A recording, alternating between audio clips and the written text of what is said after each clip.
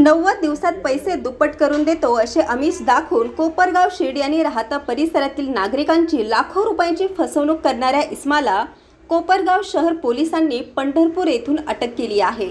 अटक करण्यात आलेल्या व्यक्तीचे नाव ईश्वर प्रसाद सुदाम शिंदे, वय 41, राहणार साहिल नगर, गोविंदपुरा, जिल्हा अहिल्यानगर असे आहे।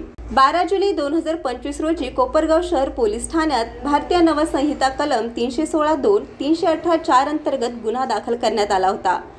फिर्यादी अनिसा असद शेख, वय 47, राहणार समतानगर, कोपरगाव यांच्या तक्रारीनुसार आरोपीने त्यांच्याशी ओळख वाढवून विश्वास संपादन केला आणि 90 दिवसात पैसे दुप्पट करून देण्याचे आमिष दाखवले। त्यानंतर फिर्यादीकडून रोख 2 लाख रुपये, फोन पे ॲपद्वारे 2 लाख रुपये असा एकूण 4 लाख रुपयांची रक्कम उकळून पसार झाला होता। पोलीस निरीक्षक रामकृष्ण कुंभार यांच्या आदेशानुसार श्रीरामपूर येथील सायबर सेलच्या मार्गदर्शनाखाली आरोपीचा तांत्रिक विश्लेषणाद्वारे शोध घेण्यात आला।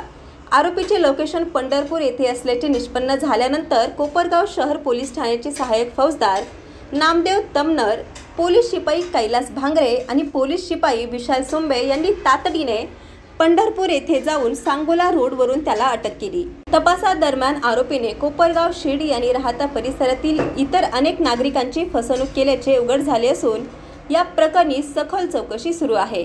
या यशस्वी कारवाईसाठी पोलीस अधीक्षक सोमनाथ घारगे, अपर पोलीस अधीक्षक सोमनाथ वाकचौरे तसेच उपविभागीय पोलीस अधिकारी शिरीष ममने यांचे मार्गदर्शन लाभले।